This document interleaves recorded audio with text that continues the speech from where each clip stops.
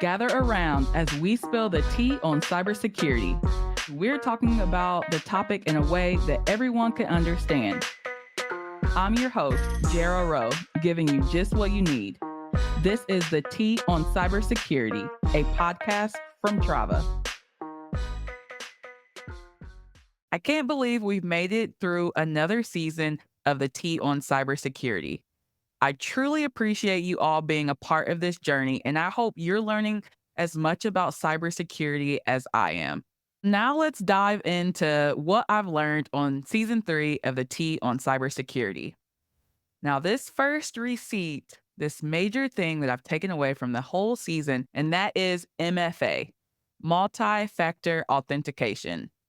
This is something that every single guest I had on the podcast talked about. The importance of it, how it's just easy to switch on and just gives you that extra layer of security, just makes it harder for those bad guys to get into our accounts. And the first time we heard about it on this season was actually the first episode when Jim and I talked about what's new in cybersecurity and compliance in 2024. Jim talked about how cyber criminals take advantage of vulnerabilities like the lack of MFA to launch ransomware attacks. Let's hear what he had to say. What are the other things we could do to prevent a ransomware attack? And it goes back to what I was saying before about cyber criminals are always looking for openings. So besides not having MFA enabled, another vulnerability, if you will, another unlocked door is that people's laptops, which, by the way, is now the edge of the network. In many cases, there's no such thing as a corporate network anymore with work from home.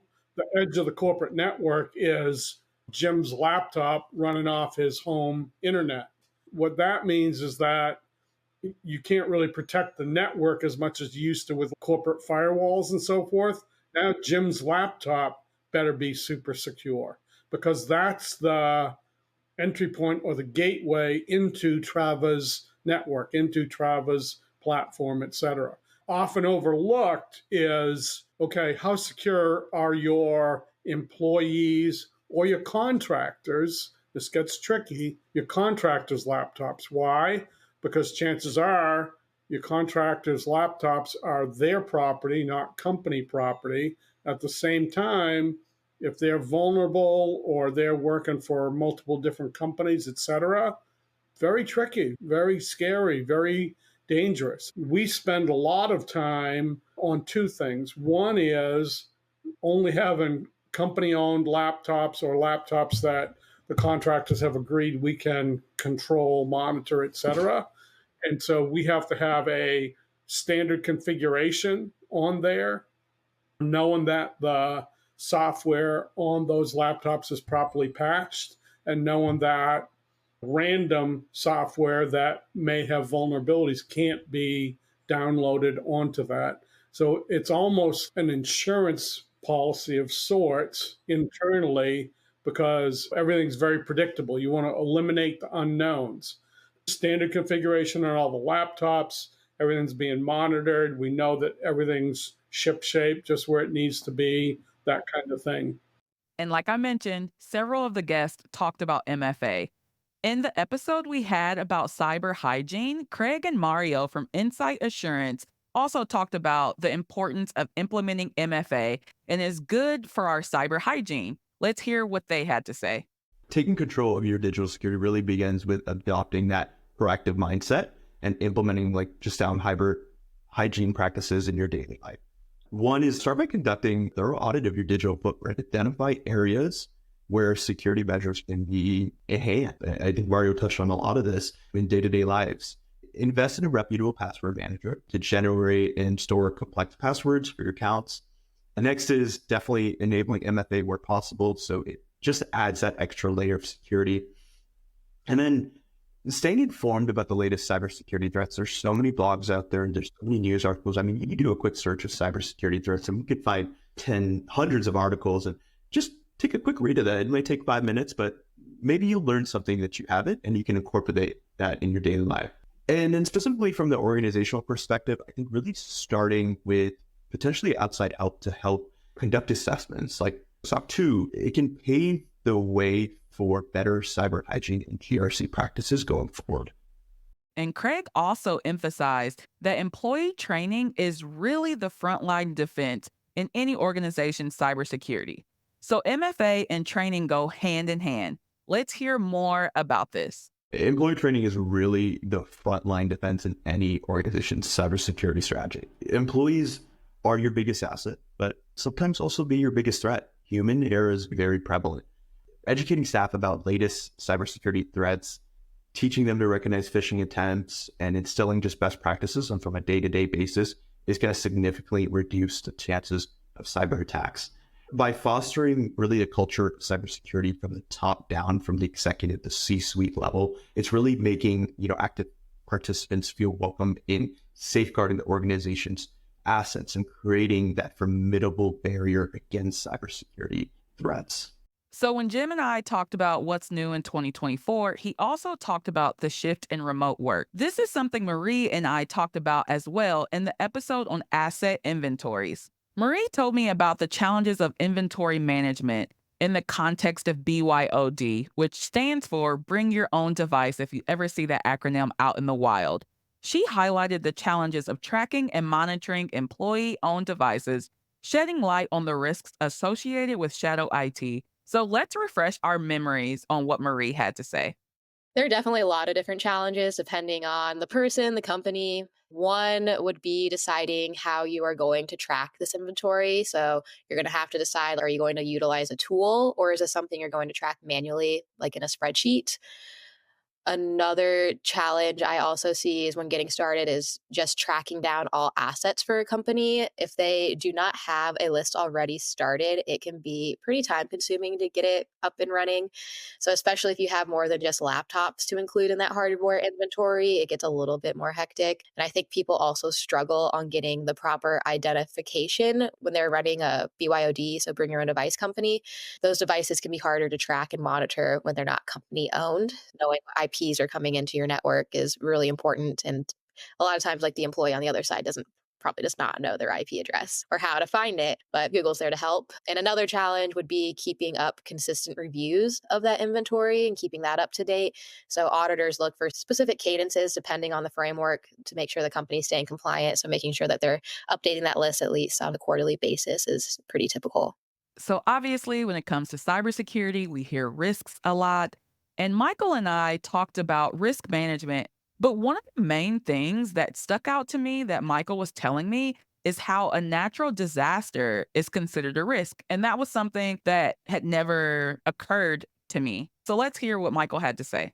I'll go right back to what is the definition of it, and that's to identify, evaluate, and control risks. That doesn't really help us that much. But if we break that down into three different parts, at one hand, we have to identify what risks do exist. As for example, a natural disaster, we may not think about that as being a cyber risk, but to some extent it can be when we think about availability. So we first have to identify the different risks that are out there. There's common ones that are true for every organization, simple as being hacked or ransomware, or I mentioned things like releasing bugs to production if you create applications. Even losing customers and not having enough revenue is technically a risk for an organization. So this expands much more beyond just cyber. But when we're thinking about cyber risks, there are also industry-specific ones. So maybe the chance that for healthcare industry that there's a hack and then EPHI, electronic personal health information, gets released. And so then what does that entail? So that's identifying risks, but we also need to evaluate them. And so not only do we need to understand what risks might exist, but we need to understand what impact that might have. And so that goes into both the chance that they're going to happen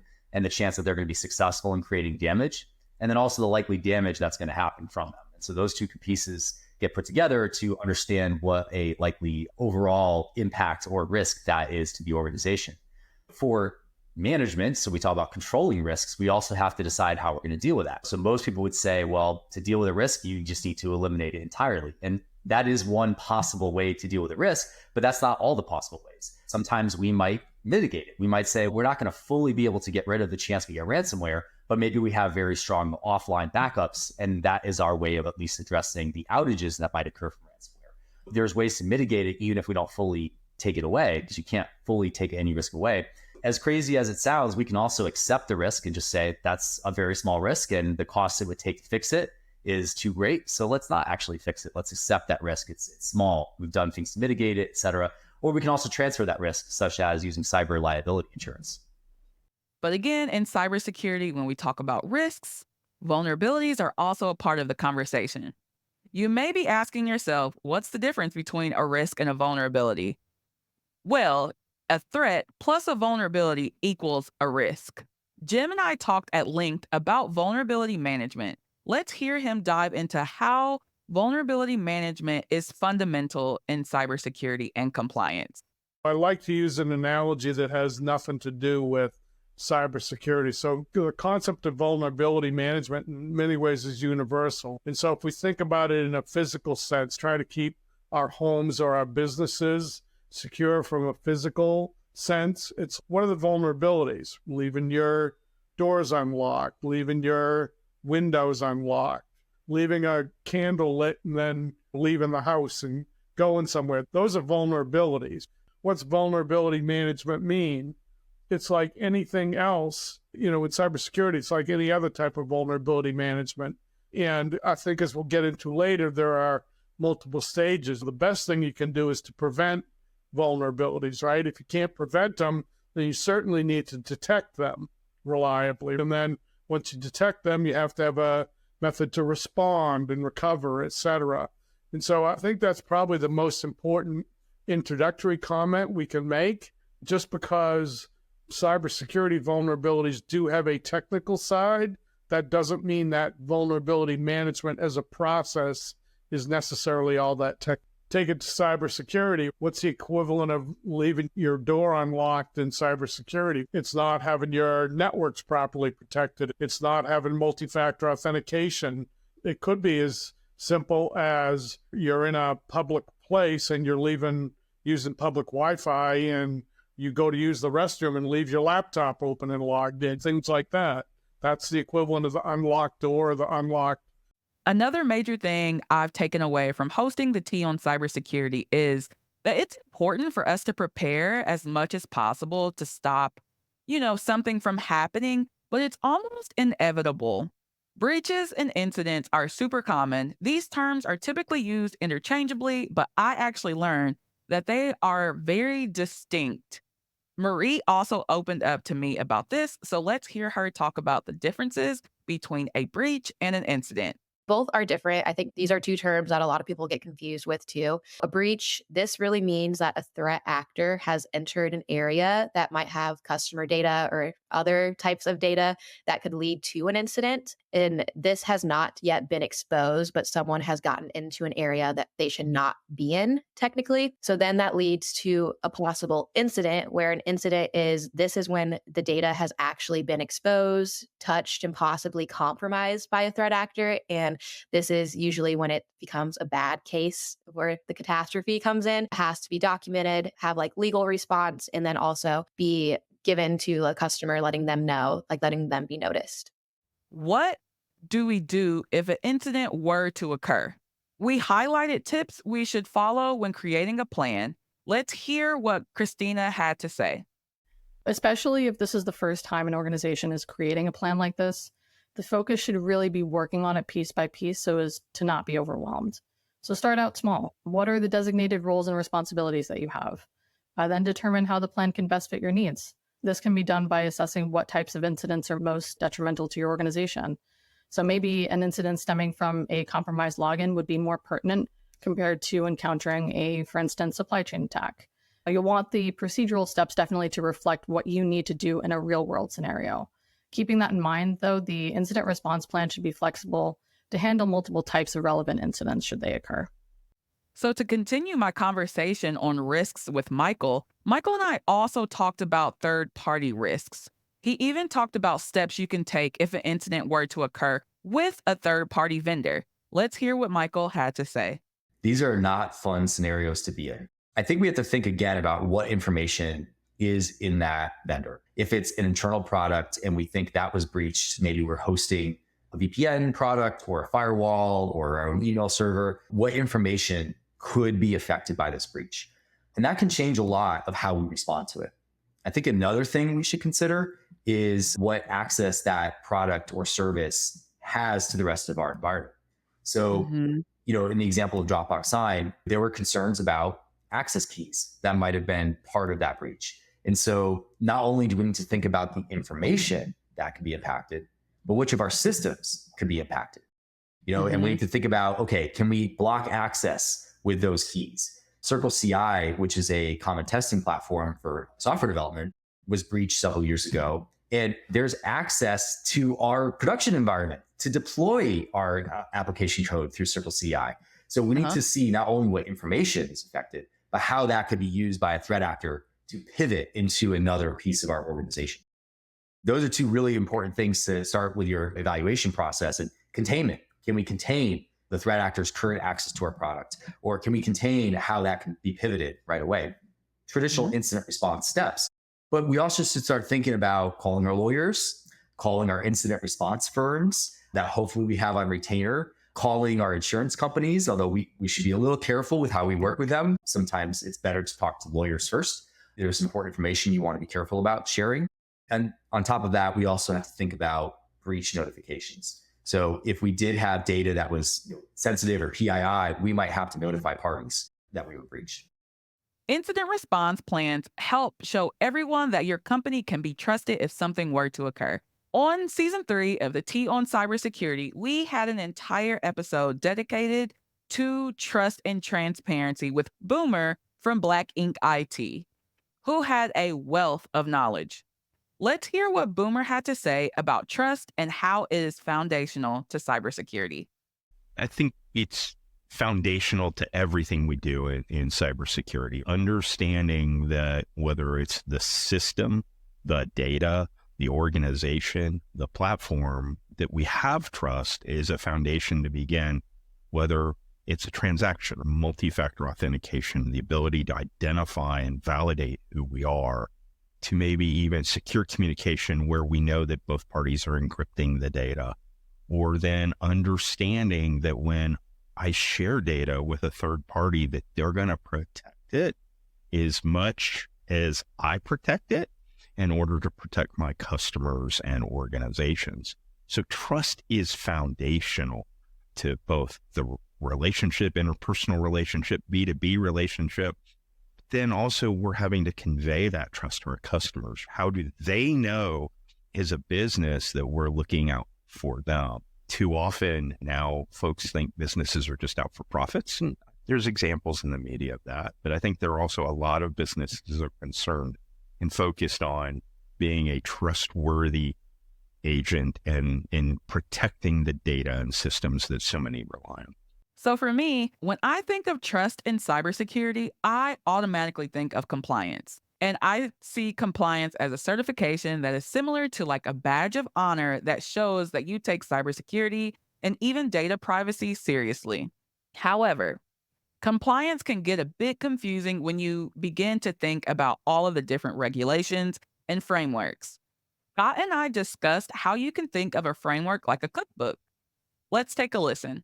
A compliance framework is a set of security controls that can be implemented in an organization. This might include things like implementing security technology like firewalls, or maybe patching vulnerabilities, or even things like implementing security training programs for employees. So it's not just technology.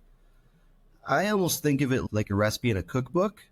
If you pick your favorite recipe or your favorite compliance framework and then follow it closely, you'll end up with a pretty strong security program. Jim and I also had an entire episode dedicated to healthcare and banking industries when it comes to cybersecurity and compliance. Jim told me that these industries have a lot in common, but they differ based on their regulations. So let's hear what Jim had to say. The truth is, we do spend the bulk of our time, the majority of our customers are software as a service companies, but we have a variety of customers in banking and finance, healthcare, manufacturing, etc. And what they all have in common is they all have cybersecurity concerns and privacy concerns. And those are distinct, right? And so each of them, have to implement controls. They have to implement security controls and privacy controls. I think the big differences come in the compliance side. And as we always said, there's a big difference between security and compliance. And I think the place where people sometimes get themselves in trouble is confusing, well, what's the dog and what's the tail? And sometimes the tail ends up wagging the dog. In my opinion, security is the dog and compliance is the tail. All right. But if people are only interested in compliance, do you know what I mean? They can be compliant and with some standards, some certification or another, but potentially overlook a control that's vitally important to their particular environment. With several industries that actually have been regulated for a fairly long time outside of the cybersecurity and privacy realm. So let's take finance, for example. Finance has been heavily regulated for a long time. Why? Because we wanted to prevent fraud. We wanted to prevent money laundering. We wanted to make sure loans were being issued in an equitable and fair manner, that kind of thing. So these are what we would call really heavily regulated industries. They just haven't necessarily been regulated all that long or longer than any other industry in terms of cybersecurity and privacy. Well, that wraps up season 3 of the Tea on Cybersecurity. We learned about the overall compliance process as well as general cybersecurity things like trust and transparency, as well as cyber hygiene. I hope this podcast is proving that cybersecurity doesn't have to be complicated or intimidating. But if your company does need help, please reach out to us at travasecurity.com. See you soon. And that's the Tea on Cybersecurity. If you like what you listen to, please leave a review. If you need anything else from me, head on over to Trava Security. Follow wherever you get your podcasts.